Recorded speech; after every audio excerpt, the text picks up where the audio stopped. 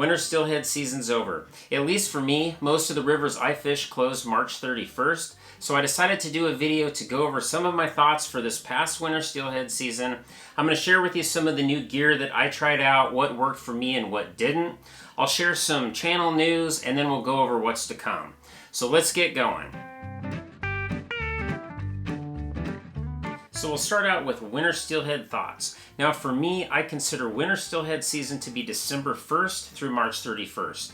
I know there's some steelhead that show up in some rivers before that and some that hang around after the end of March. But for me, that's what I consider winter steelhead season. Like I already mentioned, most of the rivers that I fish close on March 31st. So make sure to check the regulations on the rivers that you fish just to make sure which ones are open past that. But anyway, the first trip out for this year was December 4th, 2024. The main reason I went out was just to test out my new GoPro Hero 13. Every year I buy a new GoPro for the channel. I just try to keep up with the latest technology. So I wanted to get out and just film a video. If you want to check out that gear review, you can. I'll put a link above.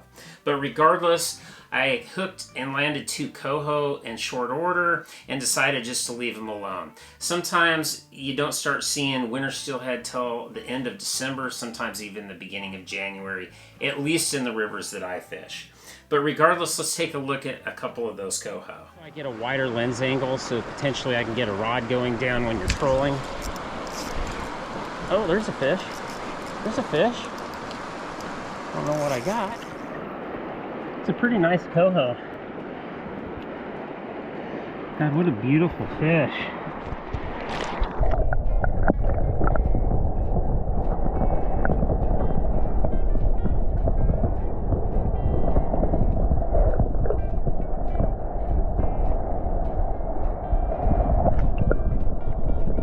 Oh, there you go.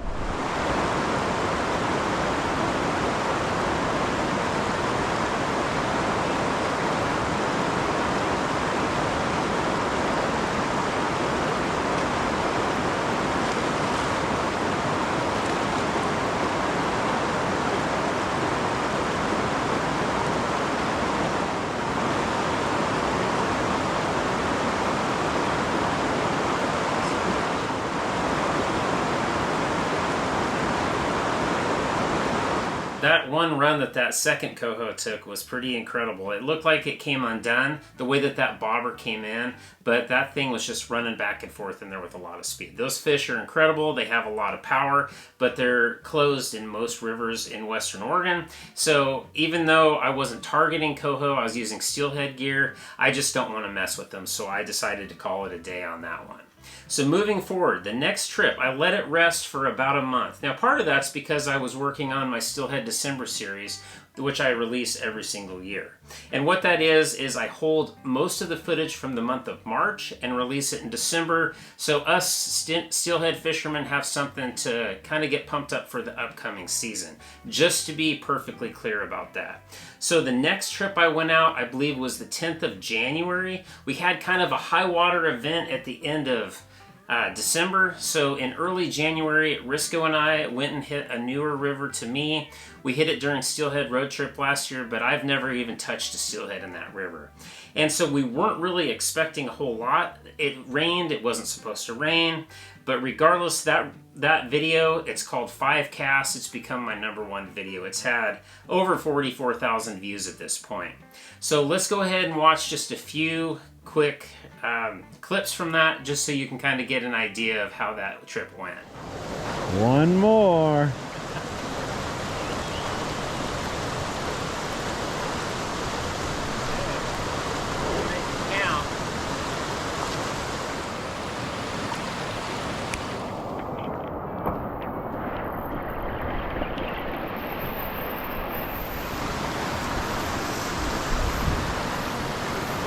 Nice.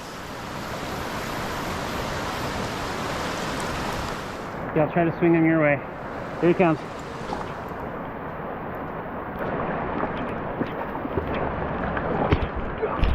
It's okay.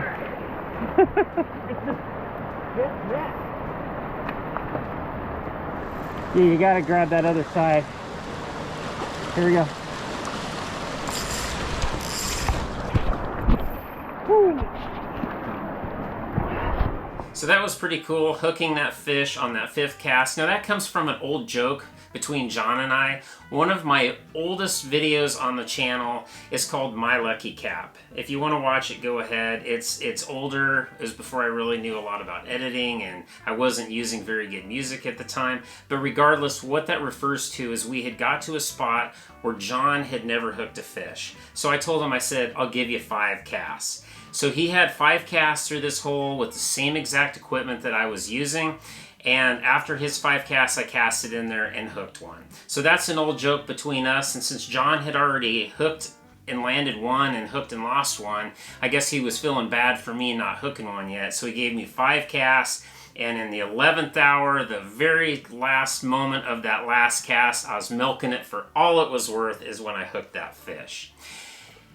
Now, a couple other things I wanted to point out. I've got some questions about how come you guys are getting out your fishing license if you're releasing wild fish? Well, so I'm going to play a little clip of that.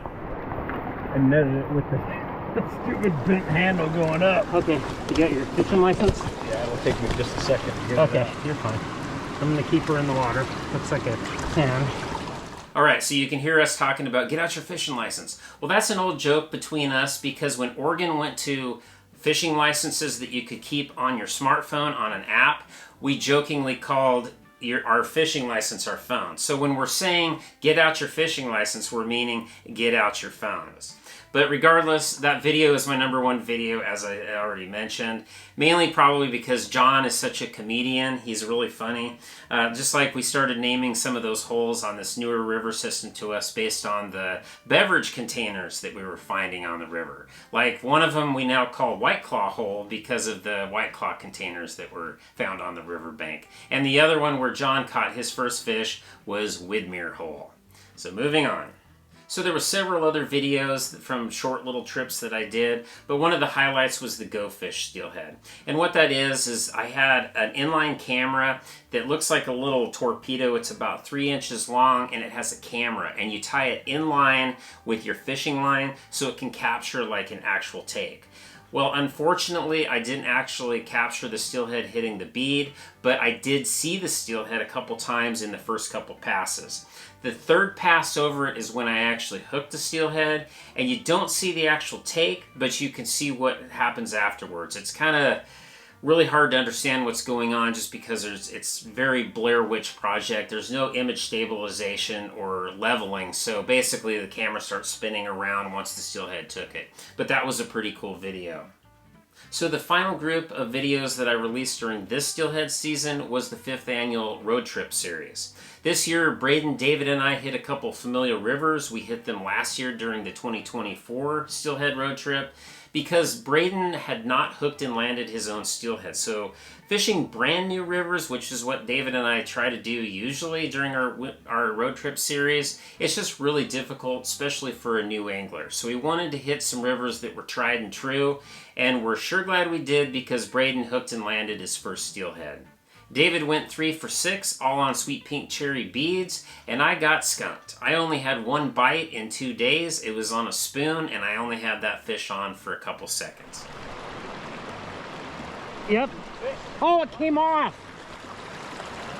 That was a fish. Yeah, I saw it. I can see it flash. I'd like to point out that we were all using the tangle-free method this time, and that's a bead fishing method where we're using a slip float, a tangle-free stick weight by Dave's, and a bead. If you're not familiar with that method, I actually have diagrams on my Instagram, which is at Steelhead Rage, and on my Rage Fishing Facebook profile if you want to take a look at that. I've also done several videos on this channel going over the tangle-free method. I'll put a link above if you want to check them out. I also wanted to mention that those Steelhead road trip videos take a lot of time to edit. Going through 3 different SD cards, so I'm running a body camera, David had one, and so did Braden. I have to say Braden's is the funnest to go through because he says some of the funniest stuff. But regardless, those take a lot of editing, so I didn't get a ton of fishing time in March because I spent a lot of my week just going through footage and making sure to get those out in a timely manner. But regardless, I still got out and got into some steelhead, so I have footage that I'm saving until this December. So I've got 4 videos for the 4 Fridays in December coming up, and I've already got some gear and tip videos planned as well. So my final thoughts for the 2025 winter steelhead season, it was another one of those crazy water years. We started out with a lot of high water in late December of 2024, and once it started to fall into shape in early January, we had some good days. But then we had 3 to 4 weeks where we had no water whatsoever, so the rivers got low. There wasn't a lot of new fish moving into the system. In fact, I got skunked a few times. But then into February and March, we had a couple flooding events. That's obviously challenging. Sometimes it makes it completely unfishable. I mean, there were literally floods all over Oregon, especially in March. But regardless, I was able to find some fish on some newer rivers. You're going to see some of those fish in the Steelhead December series. So overall, it was a pretty good season. I got into some fish, but I had to fish some new rivers, which isn't necessarily a bad thing. Sometimes it takes some different water events to kind of push you out of your comfort zone.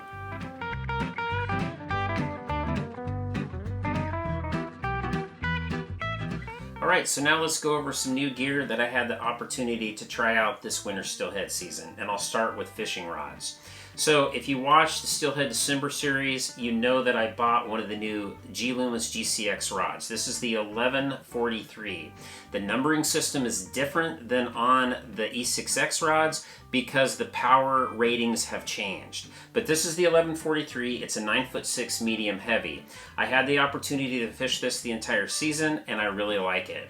It's a slight upgrade from the E6X because it has a little bit better guides. They're tangle-free guides, so I didn't have quite as much tip wrap. I didn't really notice a lot of tip wrap with the E6X either, but these are definitely an upgrade, and I did notice that.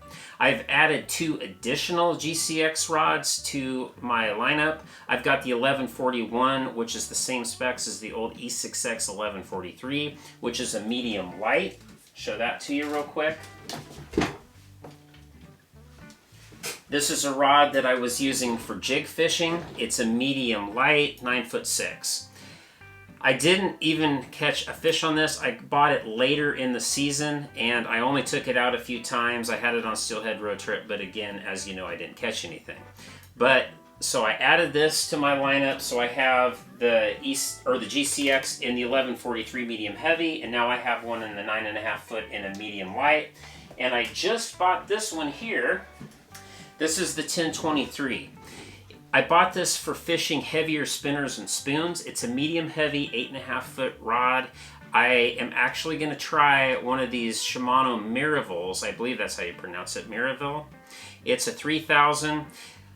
I've had people ask me about this reel, whether I fished it or not. It's similar to the Vanford in the sense that it's a very lightweight reel. It's got the CI4 body just like the Vanfords do, but it weighs about 9/10 of an ounce more than the Vanford, but it's also $120 cheaper.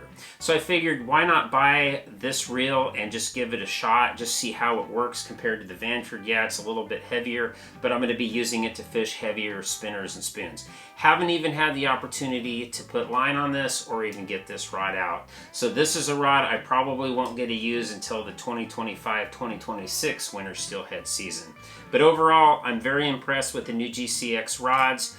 If you want to see that gear review I did, I'll put a link above, and I'll also put links down in the description field for these rods if you want to check them out for current pricing. So next, I was able to try out the new Shimano Vanford A, and I wish I had better things to say. Not that it's a bad reel, but this particular one had some issues. I don't know if you noticed it, but on the GCX Got Some Action video, you can hear a little bit of noise when I was reeling in that steelhead. Yep. Okay, I think I might be able to get him right here. Okay. It's coming your way. Yep. Well.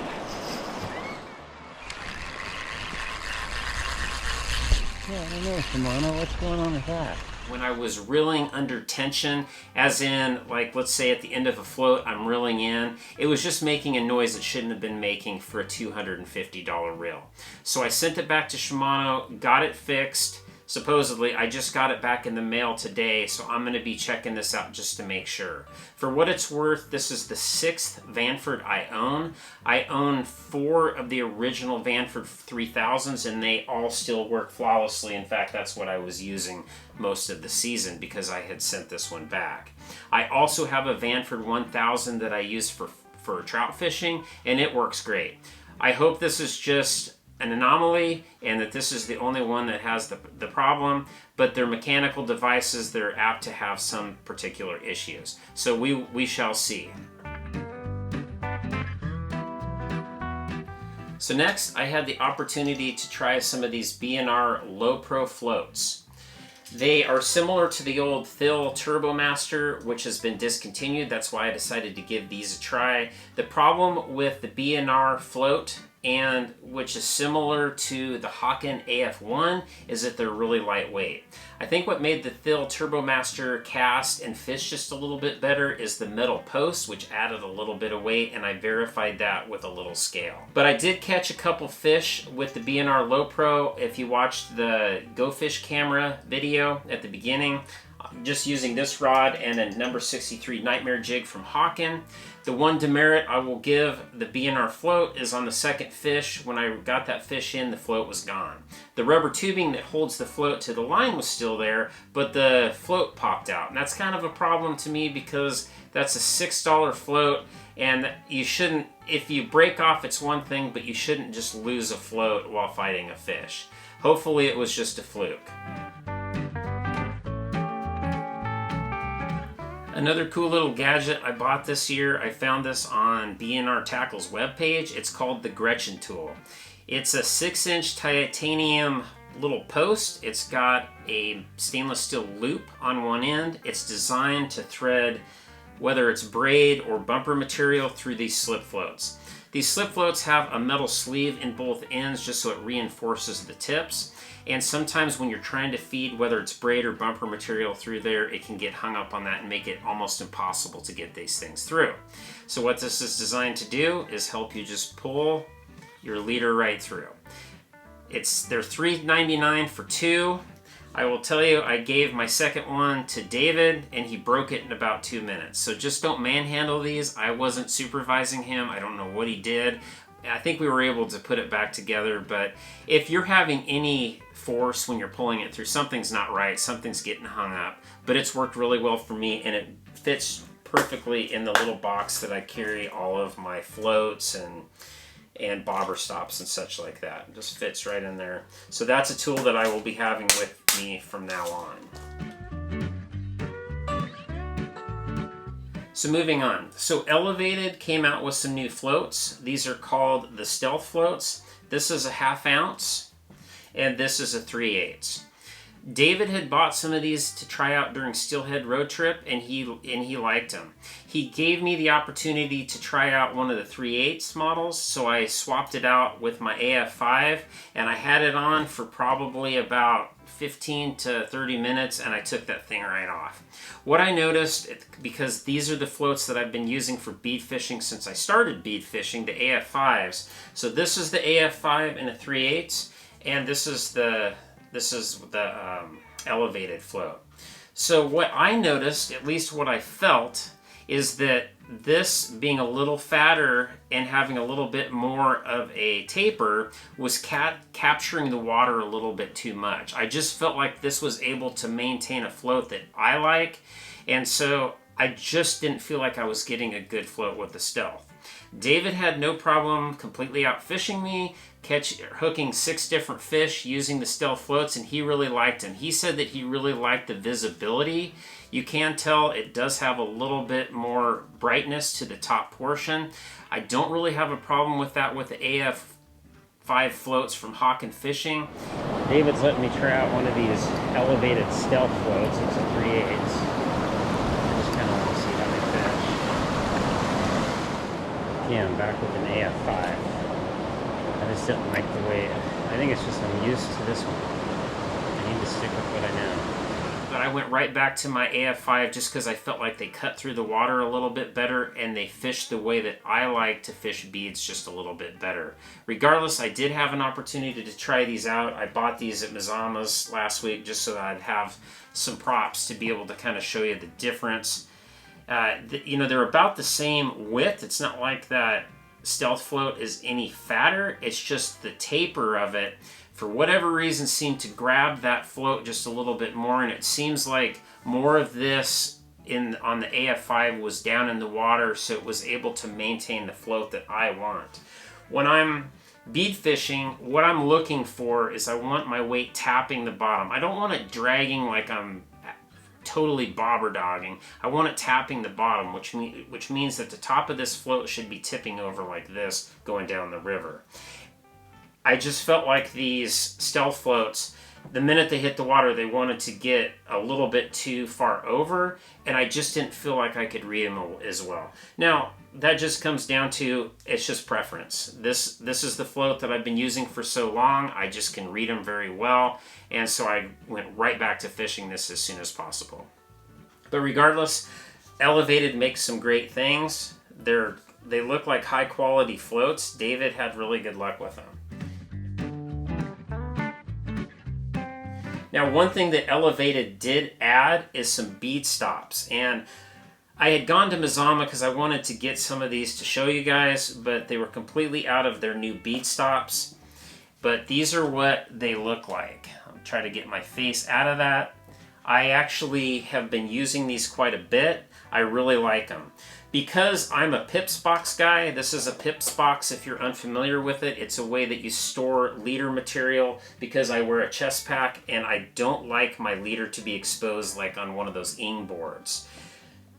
If I was using the ing boards, you could use like one of the beads, like the glass beads tied in with a sequin. That's a great way of going, but using the Pips boxes, it's too small. You can't have enough gap between your hook and your bead because those are fixed, and these slide. What I noticed about the Elevated bead stops is they definitely stay in position a little bit better than the B&R T-stops, at least in my experience. Sometimes the B&R T-stops can get really loose and slide down to your hook almost every single time you reel in.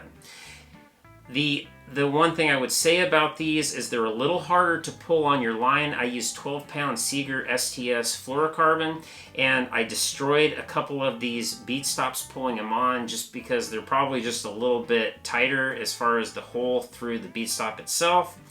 And so I just had a little bit more trouble pulling these through than the B&R T-stops. And that's probably why they do stay in place a little bit more. The other thing I would say about them is because of the way that they're designed, they kind of have like that triangle shape that is exposed, so it's a little bit more of a profile that potentially could be seen by the fish.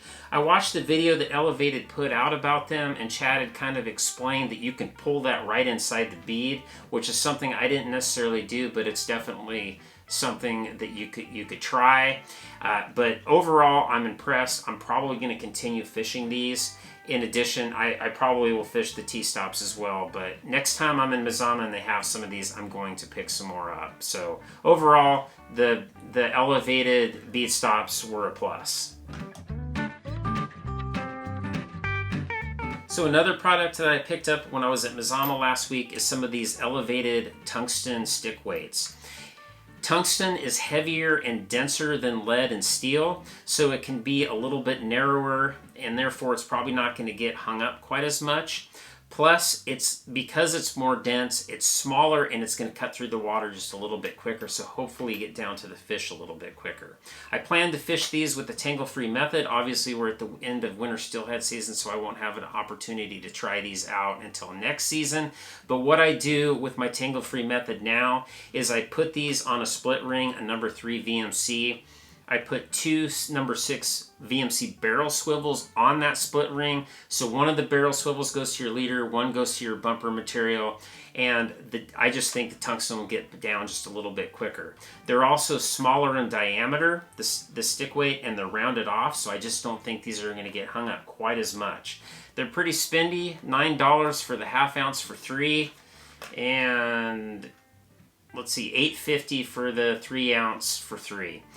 But what I've noticed fishing the tangle-free method, I know a lot of people see the price on whether it's the Dave stick weights or these, and they think that's a lot of money. I just don't lose a lot of them, and I just think the consistency of the weight of these types of weights is just worth it. You just match it up to the float that you're fishing, so you don't have the possibility that you're fishing different weights. Like if you're using a slinky, different slinkies with, like, let's say 3 shot in it are going to weigh different, you know, just because the shot size isn't always consistent.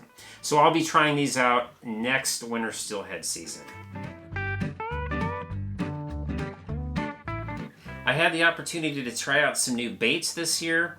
Jacob, that's been featured on the channel, his brother Parker started his own bead company, Dummy Bead Company. You can find him on Instagram. But he gave me some prototypes to try out during my March fishing, and I was actually able to hook a fish on one of these pink egg clusters. Let's take a look.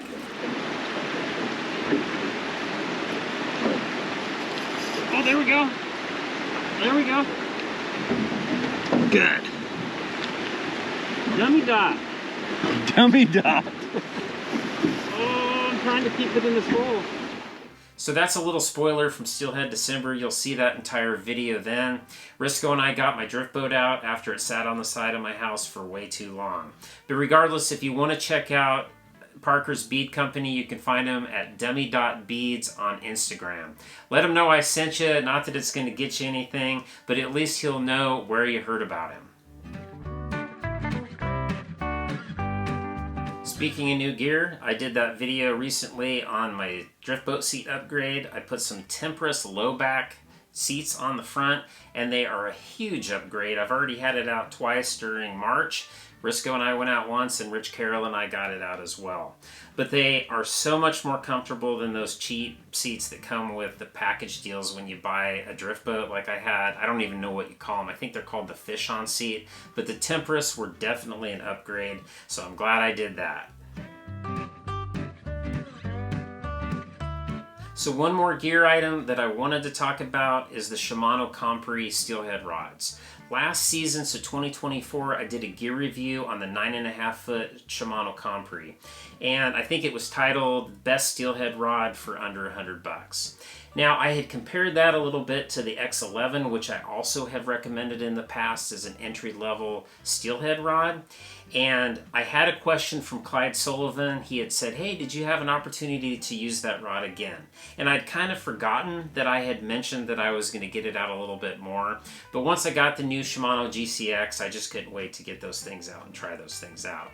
So, one of the fishing trips I did this year with Rich Carroll, he's newer to bead fishing, so he doesn't really have his own bead fishing gear. So what I decided to do is I took the X11 9.5 foot medium and the COMPRE 9.5 foot medium, basically set them up both the exact same way. We were using 1/2 ounce slip floats with 1/2 ounce stick weights and beads.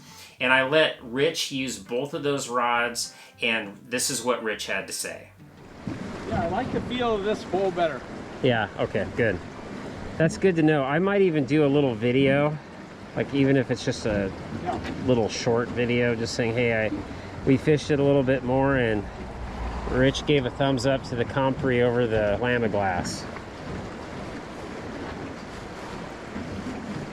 Is it the handle? Is it the weight? The handle? The handle better, yes. Now, the handle of the reel or the rod? Or both. Both, okay. Both. Do you notice the difference in the weight of the rod itself? Yeah, a little bit, yep. Because the Lamiglass is a little bit heavier. So not only did Rich like the Shimano COMPRE better than the X11, I had the opportunity to fish both of them throughout the day, and I have to agree with him, the COMPRE just has a better feel. The handle's a little bit better, and the rod overall is just a little bit lighter weight. If you want to check out that gear review, again, I did it in 2024, but I'll put a link above. So now let's talk about what's to come. To start out with, John, Darrell, and I have a trip planned to the Willamette to do some spring Chinook fishing. It's springer season. I'm already seeing a few pictures, so hopefully we get some footage for you. I also have an appointment scheduled with Elite Marine Northwest to get an autopilot installed on my Hughes craft. After last year fighting the kicker motor and trying to run gear, I just decided just bite the bullet and buy an autopilot. So hopefully I can get a spring Chinook in my own boat this year as well. It's bass fishing time. Once I'm done filming this video, I'm gonna go get my pontoon ready. So tomorrow I'm gonna head out and throw that in the pond and see if I can find some spring bass. Also, Janine and I just bought new surf perch rods and reels. I bought some of the Shimano COMPRE 9-foot heavy models. We like the 9-foot fishing rods for surf perch fishing. Some people use longer rods. We just like a 9-foot. So I bought some Shimano Nasky 4000s for those. So we'll be doing some surf perch fishing really soon. So now just a few reminders. For one, all of the gear that I use in my videos is listed down in the description filled with links. Those links are affiliate links. What happens is if somebody buys from one of those links, I get a small commission, whether it's Amazon or through one of the other vendors. And I just use that money to reinvest in the channel. That's how I was able to do like the COMPRE review.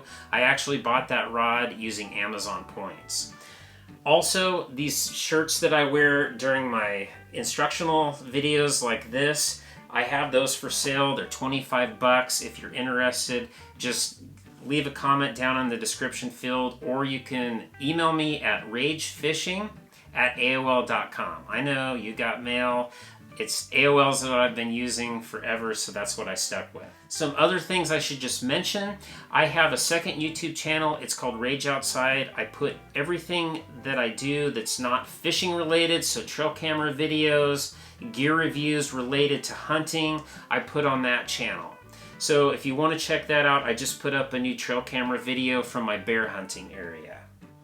So one final important thing, I don't know if anybody noticed, but I swapped my poster in the background back to my Tombstone poster. If you've been around for my channel for a long time, you know that this used to be here, and I changed it out to a river runs through it. But I switched it back in honor of Val Kilmer, who is my favorite actor. Obviously, Tombstone, if you've seen it, it's one of the best westerns of all time, but my favorite Val Kilmer movie actually is a movie called Thunderheart, where he was an FBI agent that went to an Indian reservation to investigate a murder. If you haven't seen it, it's an older movie, but you gotta watch it. But R.I.P. Val, he was a great actor. I don't know if you know this, but he got throat cancer. There was a documentary called Val that's worth watching, but that seriously affected his health, and ultimately he died at only 65 years of age of pneumonia. So rest easy, Val. Thanks for all of your movies. But I'm going to get to editing, and I'm going to get my pontoon boat ready so I can get out on the pond tomorrow and hopefully find some bass. I know you steelheaders don't like bass, but there's something about them. I'll fish for anything. But thanks for watching, and we'll see you on the next one.